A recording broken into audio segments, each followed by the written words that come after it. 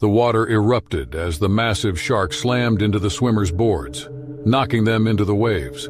Blood clouded the surface as the predator circled closer, its powerful tail cutting through the chaos. Desperate to escape, they paddled with every ounce of strength, the shark lunging again, teeth snapping just inches away. These are the harrowing moments when humans face the ocean's apex predators. Watch as we unravel 6 terrifying shark attack stories that will leave you gripping your seat. The icy waters of Greenland are some of the most mysterious in the world. Hidden beneath the surface are centuries-old creatures, including the elusive Greenland shark. These giants are the longest living vertebrates on Earth, with some reaching over 500 years old. They move slowly in the deep, cold water, feeding on fish, seals, and even carrion. For divers, encountering one is a rare and sometimes dangerous experience. In August 2023, Emma Davis, a 34-year-old marine biologist, joined an Arctic expedition to study life in these frozen waters. Emma had always been fascinated by the deep sea. She had spent years diving in the Pacific and the Mediterranean, but the Arctic was new territory. She hoped to document creatures she had only read about, including the legendary Greenland shark. On the morning of August 14, 2023, Emma prepared for a dive near a canyon off the coast of Greenland. The site was known for its biodiversity and steep drops that led to darker, colder waters. Emma spent hours checking her gear. Her oxygen tank, dive computer, and underwater camera were all in working order. Her dry suit, specially designed for Arctic temperatures, felt snug and secure. She was eager but cautious. The Arctic was unpredictable. Emma and 2 teammates, Mark and Julia, boarded a small inflatable boat that took them from the main research vessel to the dive site. The air was cold, and the water temperature hovered just above freezing. They talked briefly about their plans, but the focus was clear: capture footage of rare sea life and return safely. By 9 a.m., they were ready to enter the water. Emma felt the cold hit immediately as she descended, her breath loud through the regulator. The water grew darker with every foot they dropped. At around 700 feet, they reached the seafloor. Emma switched on her dive light, illuminating patches of rocky ground and small patches of kelp. The silence underwater felt heavy, broken only by their breathing. They swam slowly, scanning the area for signs of life. Small fish darted past, and occasionally a larger shadow loomed in the distance. Emma focused on a section of the canyon wall, her camera capturing footage of brittle stars and anemones clinging to the rock. She drifted slightly away from Mark and Julia, lost in her work. Then, out of the corner of her eye, she saw it, a massive shadow moving above her. At first, she thought it might be a whale, but as it came closer, she realized what it was: a Greenland shark. Her heart raced as she turned her camera toward it. The shark was enormous, almost 20 feet long, with rough, scarred skin and small, cloudy eyes that seemed to stare into nothing. Emma froze, mesmerized. The shark moved slowly, its body gliding through the water with an eerie calm. It passed just above her, close enough that she could see the texture of its skin. For a moment it felt unreal. This was one of the oldest creatures on Earth, a living relic from a time before modern civilization. Emma stayed still, trying to remain non-threatening as she filmed the shark. But then the mood shifted. The shark's movements changed. It began circling, its slow glide tightening into deliberate loops. Emma's awe turned to fear. She had read that Greenland sharks were scavengers, but their size and power made them dangerous if they felt threatened or hungry. Emma checked her depth gauge and oxygen levels, realizing she was at the limits of her dive. She needed to leave, but the shark was too close. A school of fish suddenly darted through the area, scattering in every direction. The shark reacted instantly, lunging forward with surprising speed. Emma felt the rush of water as the predator's massive body surged past her. Its jaws snapped shut on a cluster of fish, tearing through them effortlessly. Blood clouded the water and Emma's heart pounded. The shark turned sharply, its tail creating a wave that knocked her off balance. Emma kicked hard, trying to back away. The shark, now fully alert, circled her again. Its movements were slower but no less terrifying. She signaled frantically to Mark and Julia, who were now swimming toward her. Emma's breathing grew faster and she struggled to stay calm. Every instinct told her to move, But she knew sudden actions could provoke the shark further. The shark brushed past her, its rough skin scraping against her arm. It wasn't a full attack, but the contact sent a jolt of fear through her body. Emma clutched her camera, unsure if she should keep filming or drop it to free her hands. The shark paused, hovering in the water a few feet away, its head slightly tilted as if studying her. Mark and Julia reached Emma, their dive lights flashing through the murky water. The shark turned its attention to the new movement. It swam toward them, its massive body blocking the way to the surface. The three divers huddled together, moving slowly as they began their ascent. The shark followed, its shadow looming beneath them. Emma's muscles ached as she kicked upward, her eyes darting between her dive computer and the shark. They had to stop periodically for decompression, and each pause felt like an eternity. The shark circled below, waiting. Emma tightened her grip on her dive light, ready to use it as a weapon if the shark attacked. At the final stop, just 20 feet from the surface, the shark made one last pass. It came closer than ever, its head tilting again as if deciding whether to strike. Emma braced herself, gripping her light tightly, but then, as quickly as it had appeared, the shark turned and swam away, disappearing into the dark water below. The divers surfaced, gasping for air as they climbed into the inflatable boat. Emma's hand shook as she removed her gear, her body still processing the tension of the encounter. Back on the main vessel, she reviewed the footage, her camera capturing every chilling moment.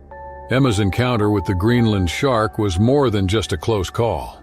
It was a rare, heart-pounding glimpse into the life of a creature that had survived for centuries, untouched by time but still a force of nature. It was an experience she would never forget, one that reminded her of the ocean's power and unpredictability. The small tropical island of Eleuthera in the Bahamas is known for its crystal-clear waters, colorful coral reefs, and thriving marine life. It's a paradise for tourists seeking adventure. Tiger sharks are also a common part of these waters, known for their curiosity and powerful hunting instincts.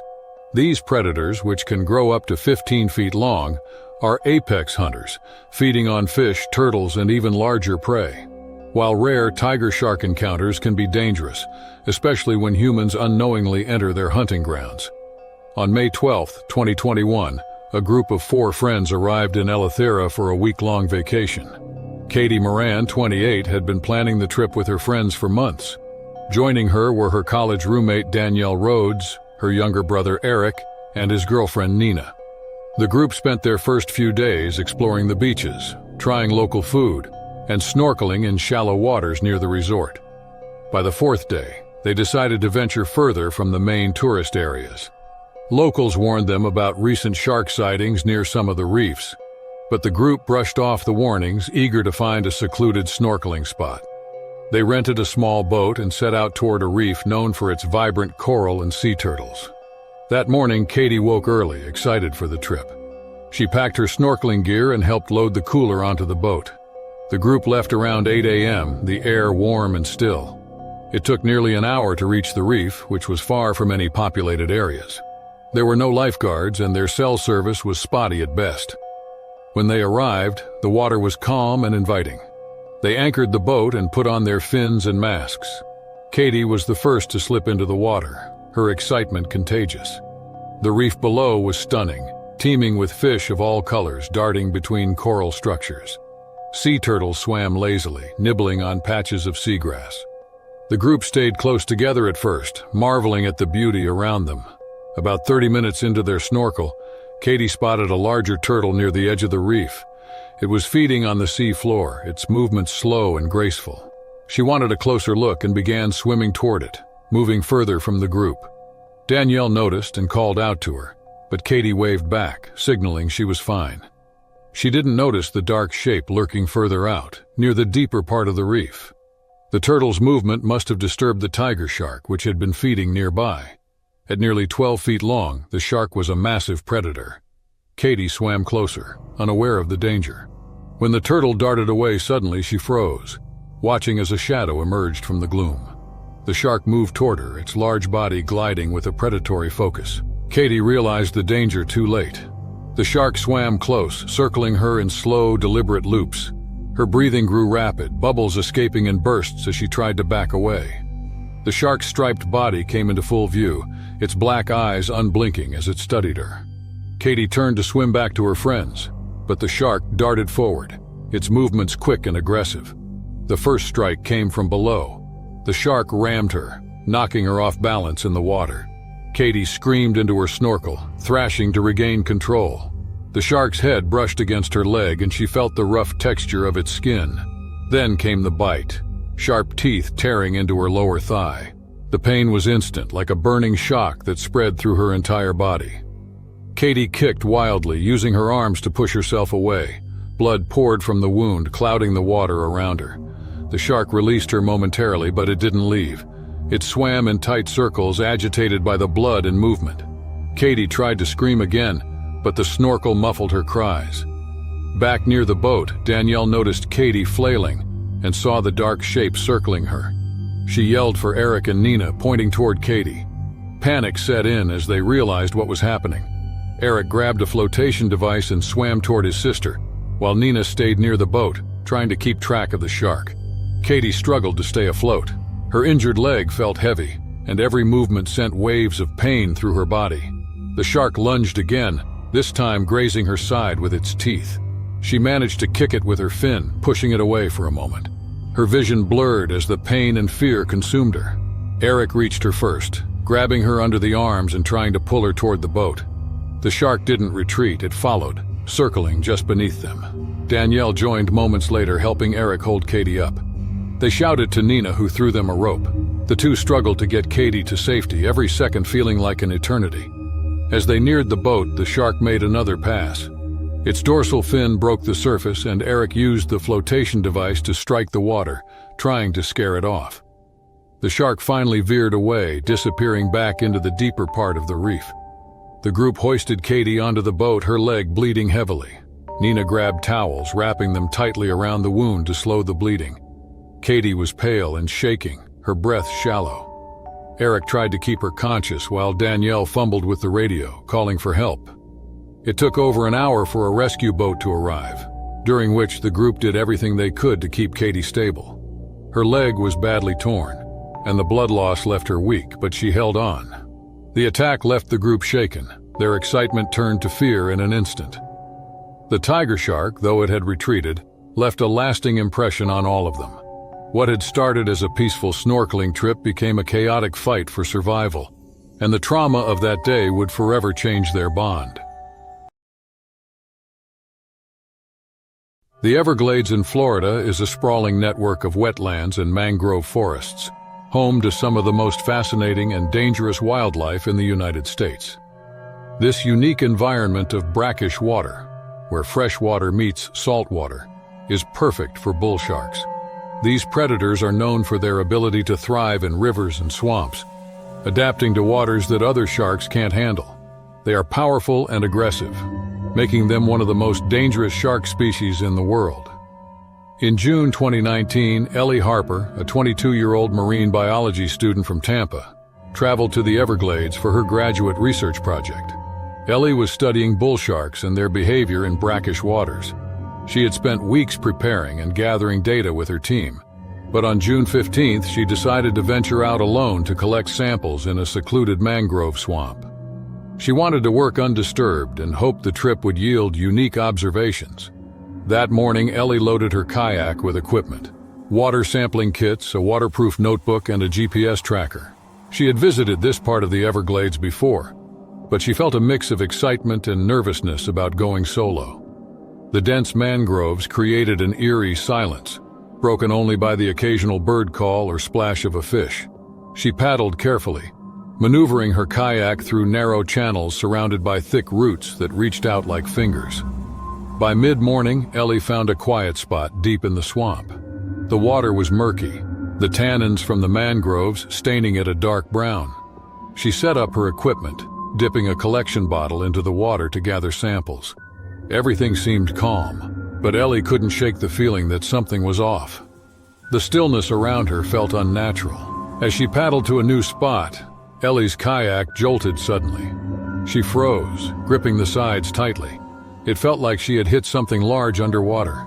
She peered over the edge, but the water was too dark for her to see anything.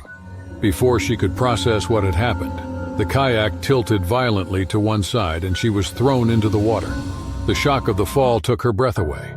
Ellie surfaced, gasping and clinging to the overturned kayak. Her gear floated nearby, scattered across the water. She tried to pull herself onto the kayak, but it kept rolling under her weight. Panic started to set in as she felt something brush against her leg. It was smooth, firm, and alive. Ellie knew she was in bullshark territory. She had read about how these sharks protect their young fiercely, especially in shallow mangroves where they raise their pups. She scanned the water, her heart racing. A dorsal fin broke the surface a few feet away, confirming her worst fear. The shark was large, at least 8 feet long, and it wasn't alone. Smaller fins appeared nearby, juveniles. The mother shark circled slowly, her movements deliberate. Ellie clung to the kayak, trying to keep still, but every instinct screamed for her to swim. She knew sudden movements would only provoke the predator. The shark came closer, its massive body gliding just below the surface. Ellie could see its eyes, dark and unblinking, locked on her. She felt helpless, stranded in the water with nowhere to go. Ellie spotted a cluster of mangrove roots jutting out of the water a few yards away. If she could reach them, she might be able to climb to safety. She kicked lightly, pushing the kayak ahead of her as a barrier between her and the shark. The movement attracted the mother shark's attention.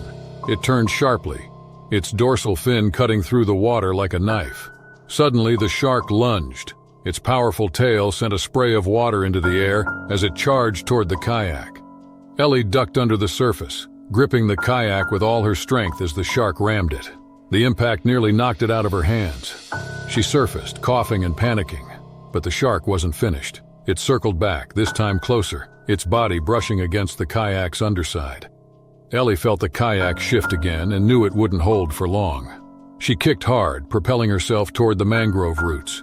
The shark followed, closing the distance with terrifying speed.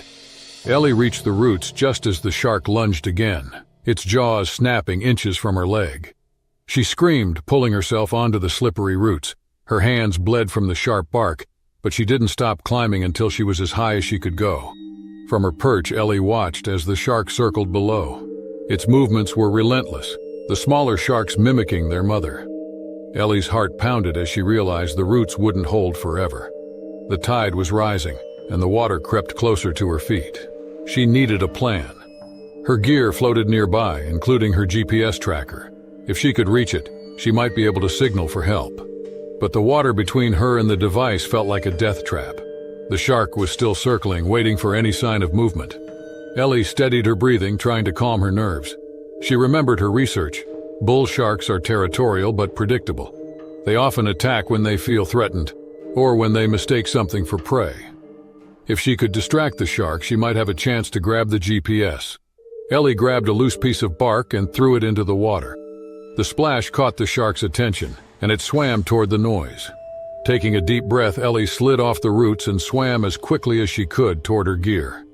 Her fingers closed around the GPS just as the shark turned back. She kicked hard, pushing herself onto the kayak and activating the emergency beacon.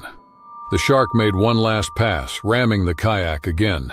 Ellie held on, using the paddle to push the predator away. Finally, the sound of a distant motor broke the tension. A rescue boat appeared, its crew pulling Ellie aboard just as the shark disappeared into the murky water. Ellie collapsed on the deck, her body trembling from exhaustion and fear. She had survived, but the encounter left her shaken. The mangroves, once a place of curiosity and research, had become a battleground between humans and predators. For Ellie, the experience was a stark reminder of the unpredictable power of nature.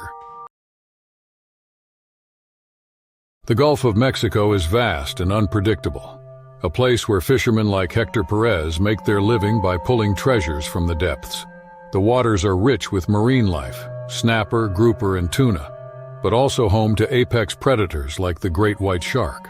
Although rare in these waters, the sharks occasionally patrol the area, drawn by the movement of prey or disturbances on the surface. For Hector, a seasoned commercial fisherman from Galveston, Texas, the Gulf had always been both a livelihood and a battleground. On a humid morning in August 2017, Hector and his small crew set out before dawn, aiming to capitalize on a season of good catches. The crew consisted of his longtime friend Carlos Mendez, a reliable deckhand, and a young helper named Liam Torres, eager to prove himself. Hector, at 42, had been fishing for over 2 decades. He had seen plenty, storms that came out of nowhere, nets lost to the depths, and once a fleeting glimpse of a shark bigger than his boat. But nothing had prepared him for what lay ahead that day. By 10 a.m., they were 30 miles offshore, the coastline a faint blur on the horizon. Hector's boat, Mar Azul, bobbed on the waves as the crew dropped their lines and checked the bait. The Gulf was calm at first, though the forecast had hinted at rough seas later. They worked methodically, pulling in smaller fish and resetting the lines. The men joked and talked, the rhythm of the day familiar and comforting. Around noon, Hector's line jerked violently. He grabbed the rod, planting his feet as the reel spun out of control. Whatever was on the other end was massive. The crew gathered around, excited and tense.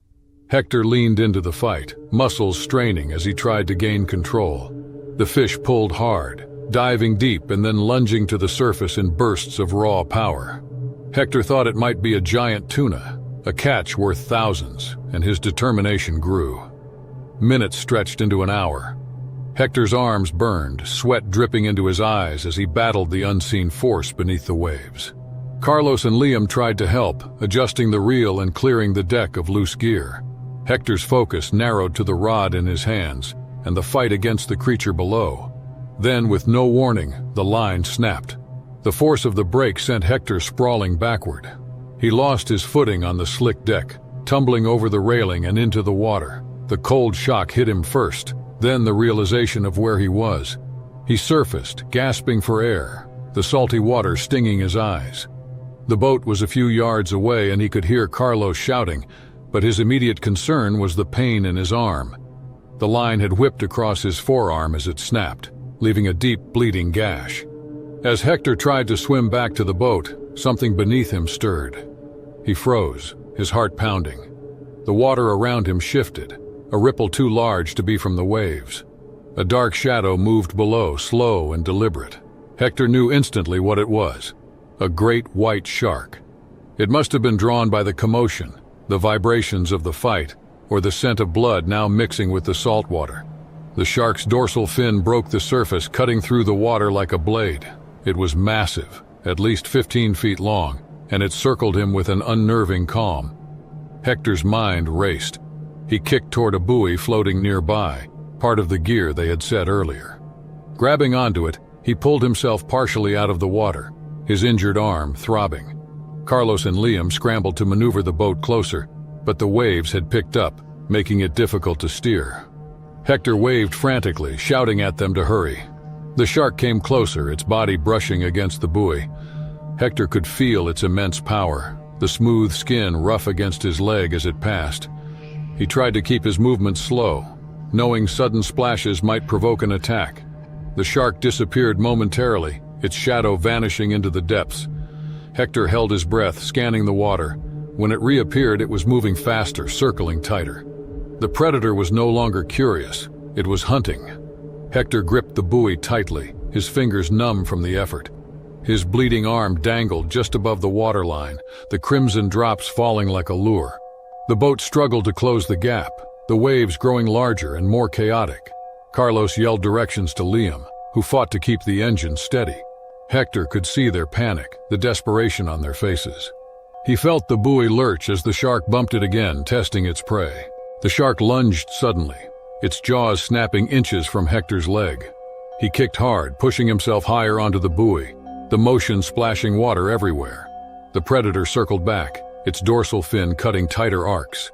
Hector's breathing was rapid, each gasp a fight against his fear. His mind flashed to his family back home, his wife and 2 kids.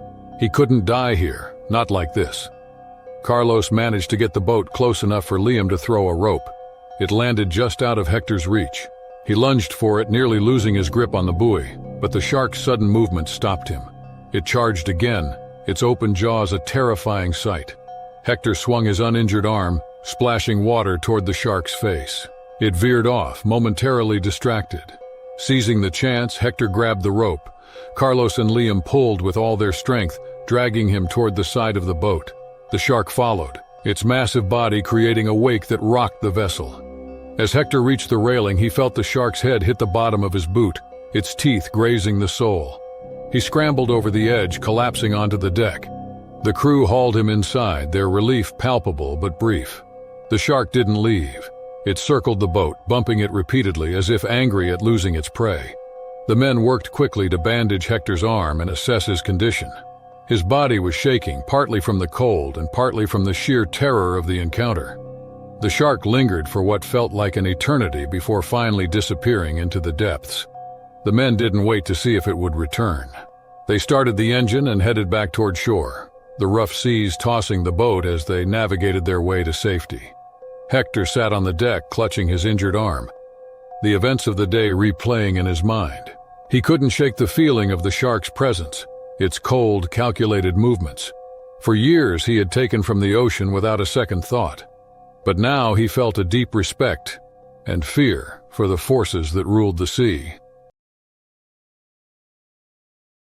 Mia Lawson had always been drawn to the ocean.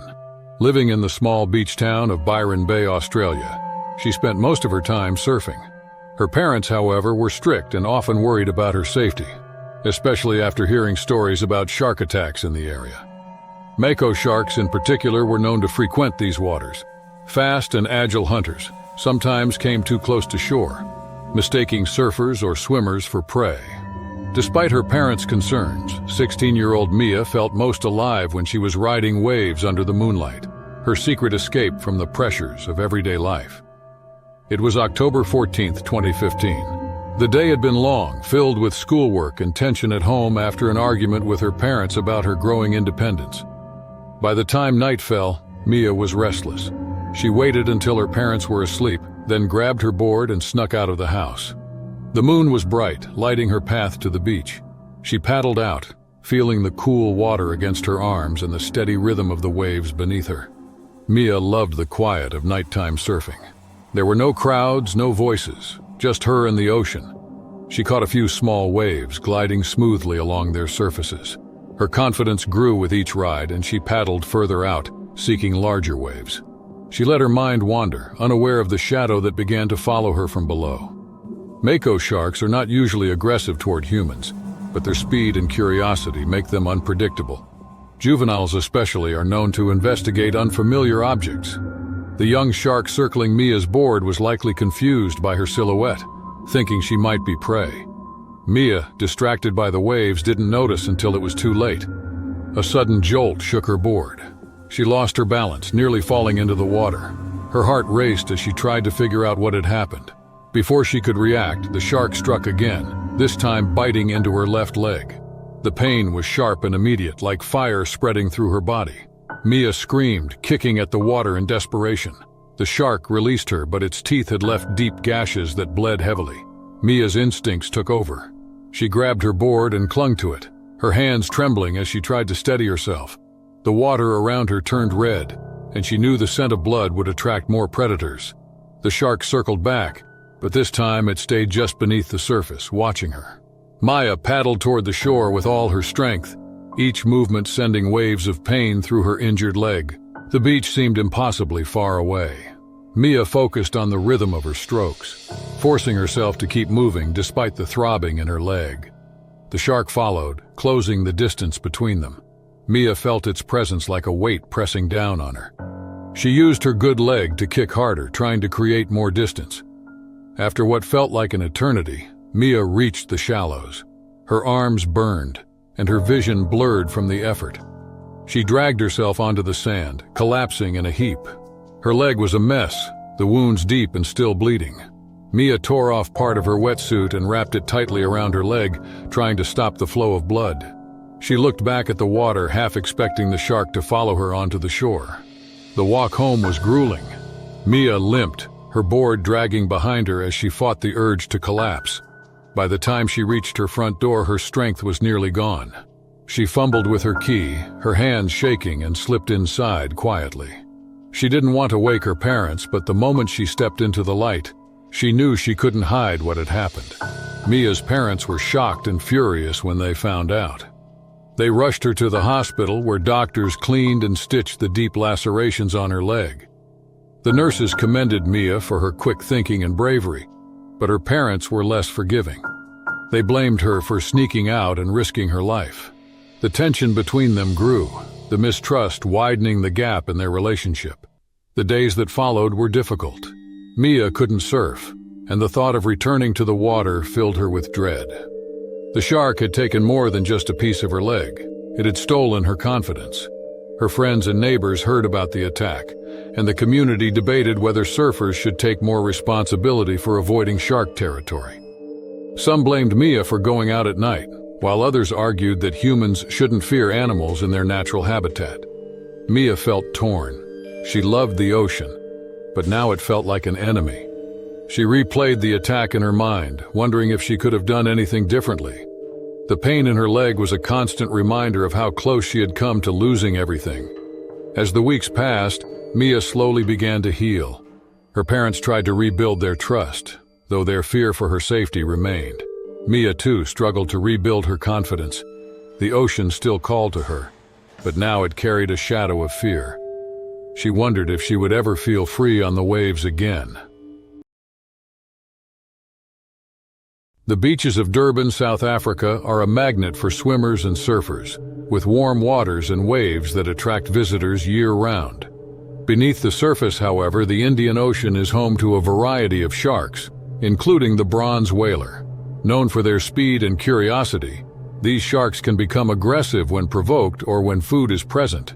Lifeguards here train not only for rip currents and drowning rescues, but also for the possibility of encountering these predators during their shifts.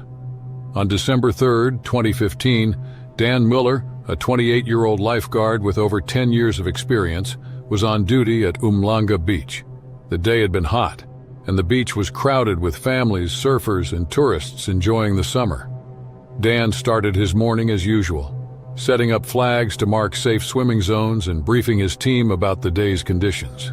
The water was choppy, with strong currents pulling toward deeper areas, but nothing out of the ordinary for this stretch of coast. By mid-afternoon, the wind had picked up, and fewer people were in the water. Dan scanned the waves from his lookout post, noting a few swimmers further out than they should be. He was about to whistle them back when a frantic shout broke through the sounds of the surf. A man was waving from the water, his movements erratic as he struggled to stay afloat. Dan grabbed his rescue board and ran toward the water, his training taking over. The swimmer had been caught in a rip current and dragged beyond the safe zone. As Dan paddled out, he kept his eyes on the man who was splashing and shouting, his panic clear even from a distance. The closer Dan got, the stronger the pull of the current became. His arms burned as he pushed through the resistance, the rescue board bouncing against the chop. When Dan reached the swimmer, the man latched onto the board with both hands, his breathing ragged. Dan positioned himself carefully, knowing how easily a panicked person could flip the board or pull him under. He spoke firmly, guiding the man to hold steady as he prepared to paddle back. That's when he noticed something unusual, a dark shadow moving beneath them. Bronze whaler sharks are common in these waters, often mistaken for other species due to their streamlined bodies and coppery hue.